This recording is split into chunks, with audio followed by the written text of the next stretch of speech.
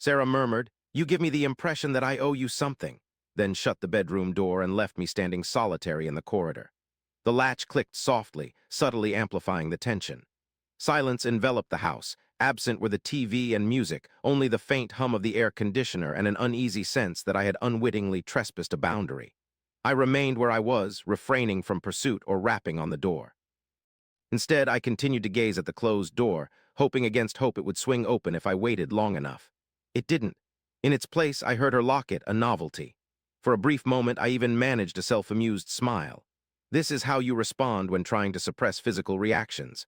I reasoned she was tired, that I had asked too much once more, and that perhaps my wish for conversation before bedtime now qualified as pressure. I made my way downstairs, settling on the edge of the couch without activating any lights. My phone vibrated in my grip with an unread work email. The wall clock ticked audibly, its sound catching my attention. I struggled to recall the last instance when she had initiated our interaction. No definite date surfaced, merely a vague season that seemed distant. Earlier in the night, I'd inquired if everything was all right, not in a dramatic manner, but casually while she sorted laundry in another room. She didn't look up then, nor did she now, as I found myself alone in the darkness. In solitude, I repeated to myself the same sentiments that had been echoing within me for months. Give her space, don't push, don't exacerbate the situation. I held faith that if I stopped questioning, stopped yearning, a rift between us might mend spontaneously. The sound of the shower upstairs signified a change. It dawned on me that I was the lone inhabitant in this house who still perceived this silence as temporary. That night, I slept on the couch without convincing myself that it was only temporary. The blanket bore the scent of laundry detergent and distance. 3 a.m., jolted awake by the silence of the shower shutting upstairs and footsteps echoing in the bedroom, she didn't visit me. The house returned to its usual stillness, as if nothing unusual had transpired. That morning, we navigated around each other with a restrained politeness. She prepared coffee without asking for my preference. I promptly washed my mug upon finishing, fearing even a minor act could be another intrusion.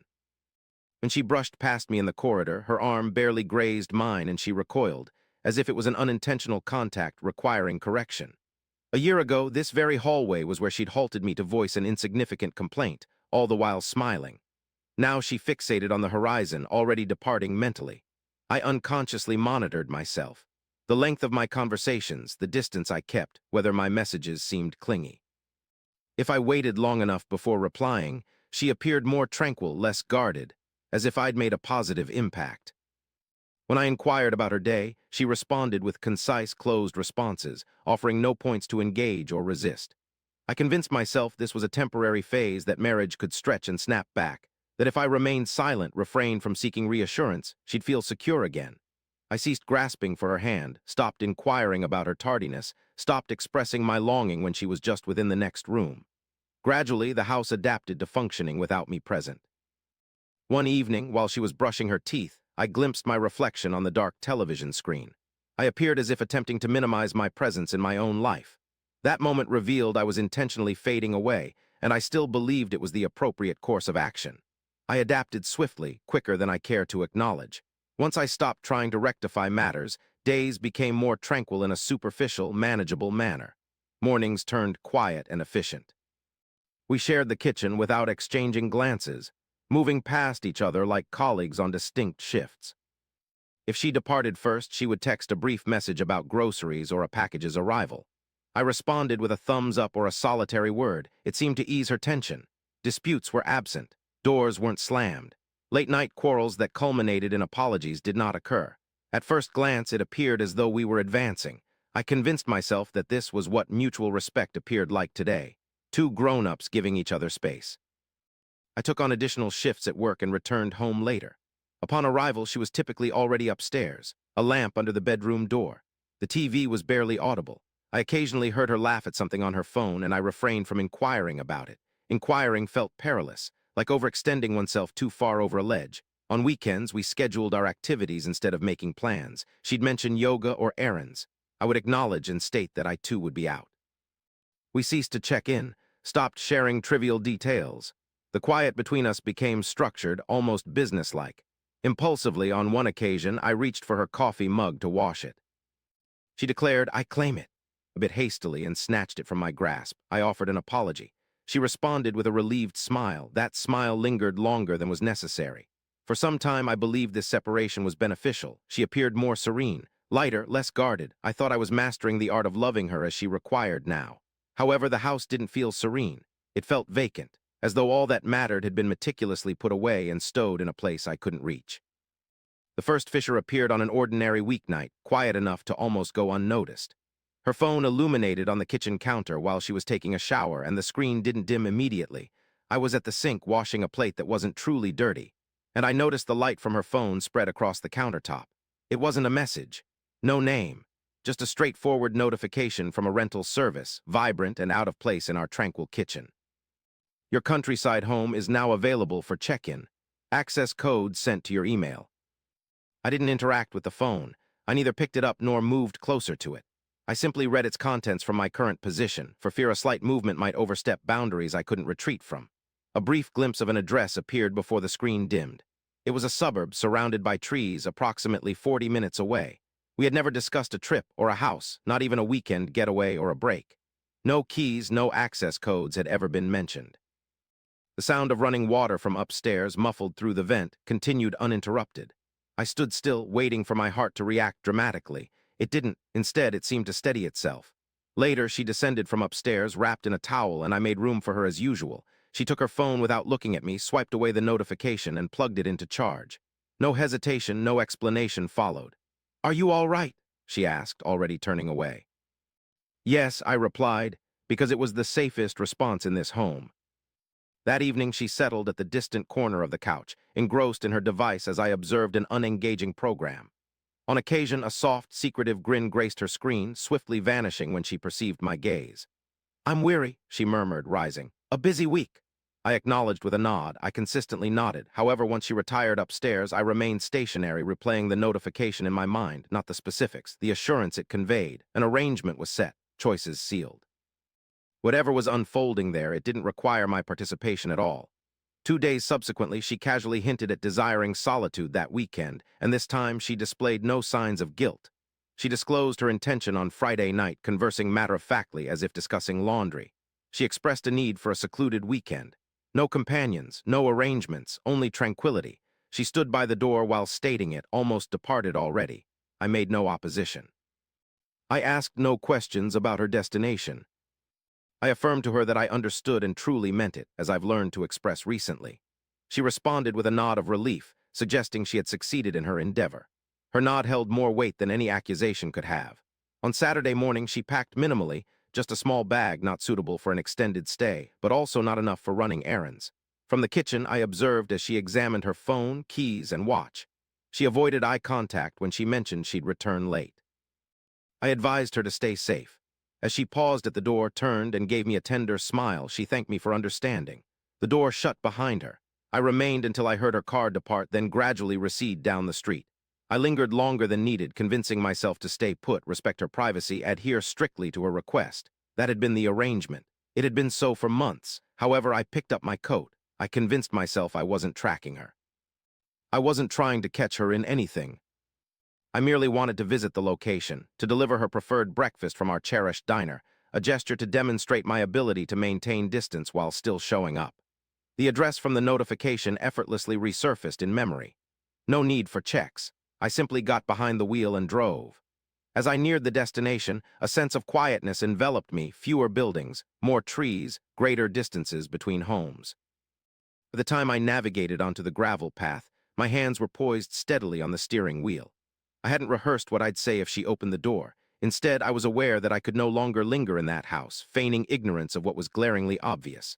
Upon sighting the cottage, I involuntarily slowed down. It was then that I noticed her car already parked in the driveway. I pulled over before the driveway, engine humming. Her car was there, neatly positioned as if she hadn't hastened.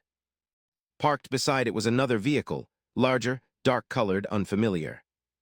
The object was positioned near hers, giving off an intentional vibe, as if it were a habit. For a brief instant, I remained seated, trying to rationalize other possibilities such as a neighbor, property manager, or someone delivering something. However, I eventually exited the car. The air carried a crisp smell of damp leaves and wood, quiet enough that I could distinctly hear my footsteps crunching on the gravel. Cottage was smaller than anticipated, nestled against the trees with a large window facing the driveway, devoid of curtains or any concealing items. No secrets to be hidden. I halted just shy of the porch. Through the glass, I observed her sitting on the couch, her legs tucked underneath, engrossed in a book. She looked serene, a tranquility not witnessed for quite some time, at ease, as if she belonged there. Opposite her, a man familiar from her work pictures moved around a small table, arranging dishes. Neither hurried nor meticulous, just routine. There was no physical contact or hushed conversations, no sense of urgency. They moved openly, not hiding anything that was the most unsettling part. It wasn't a fleeting moment, but a repetition. She chuckled at his words, not boisterously, merely enough to raise her shoulders. He returned the smile without looking directly at her, as if he had seen that reaction countless times before. I didn't knock, didn't advance, didn't display any signs of my presence. I remained there long enough to understand that I was no longer trembling. Whatever rationale I'd clung to finally released its grip. I retreated to my car, took my seat, and closed the door quietly, aware that sound still mattered. I didn't glance back as I departed. The gravel echoed under the tires, amplified in the quiet. Halfway through the road, my hands went numb. By the time I reached the highway, I was certain of one thing: I wouldn't ask her for the truth. I decided to wait and observe her next move instead. I drove home unconsciously, following familiar routes and lights. Idle at the gas pump unconsciously, as if the rising digits held significance. My phone remained quiet within my pocket, bereft of messages, check-ins, or alerts. No arrived safely. Upon reaching home, everything seemed unaltered. Her shoes by the door, a coat draped over a chair, details once lending a sense of shared space, now merely staged like props yet to be cleared away. I refrained from seating myself. Instead, I wandered from room to room, allowing nothing to meet my touch. In the bedroom, the bed was immaculately made, her side pristine and unused. On the dresser, her wedding ring sat in the shallow dish she'd begun leaving there months prior with various excuses. I hadn't inquired for a while. I lifted it, felt its weight in my hand before replacing it where it had been. The most peculiar sensation was one of tranquility, not serenity, but rather an emptiness, as if my body had conceded that there was no need for further response. For several months, I had been apologizing, minimizing myself, trying to gain closeness by demanding less. These actions played like a loop in my mind until they made sense. It wasn't that I was too much. Instead, I was merely an obstacle.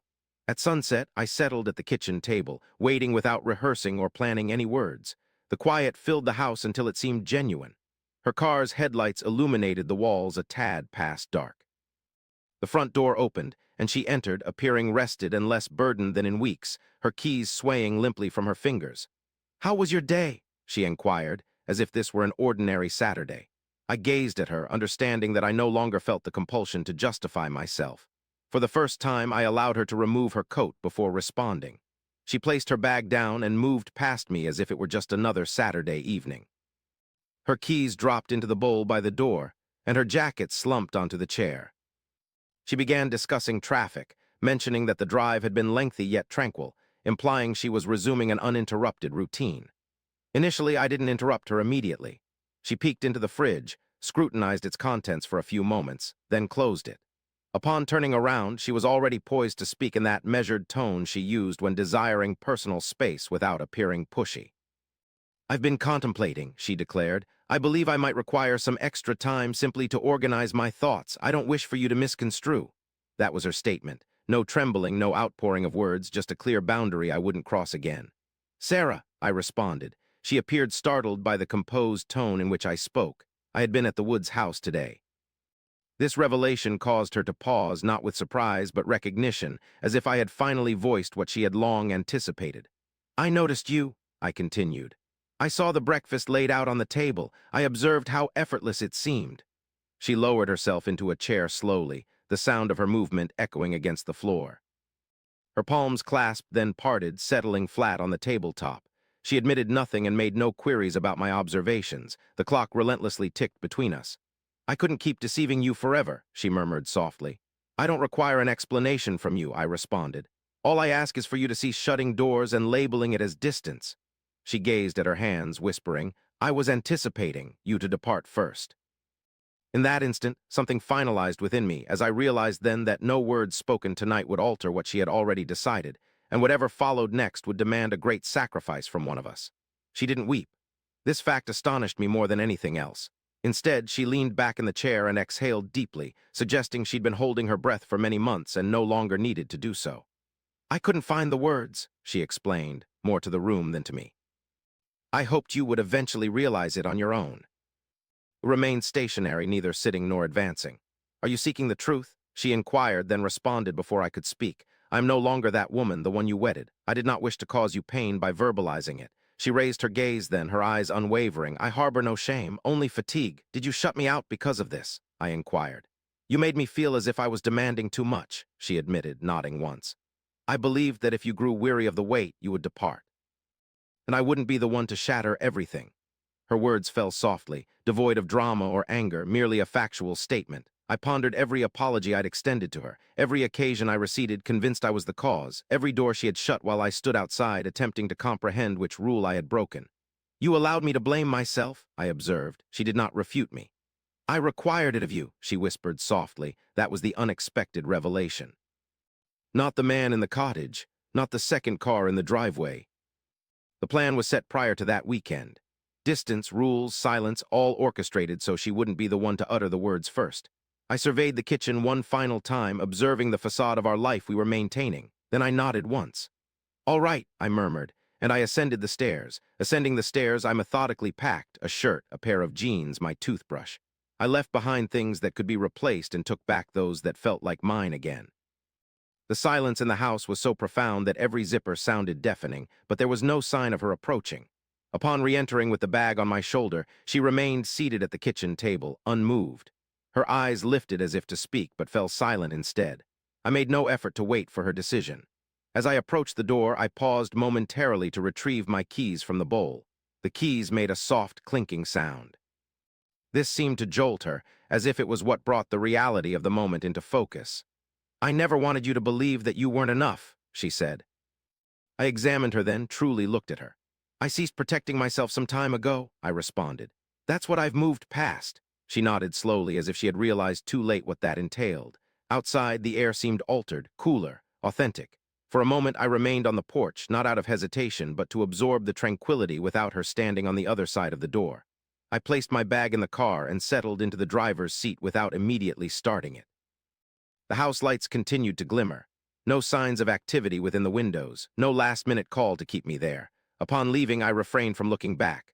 The road lay open before me, dark and peaceful, and for the first time in a year, the quiet didn't feel like a penalty. It felt like room. And this time it was mine. If you're still listening, thank you. Now it's your turn to respond. Subscribe below. More untold tales await.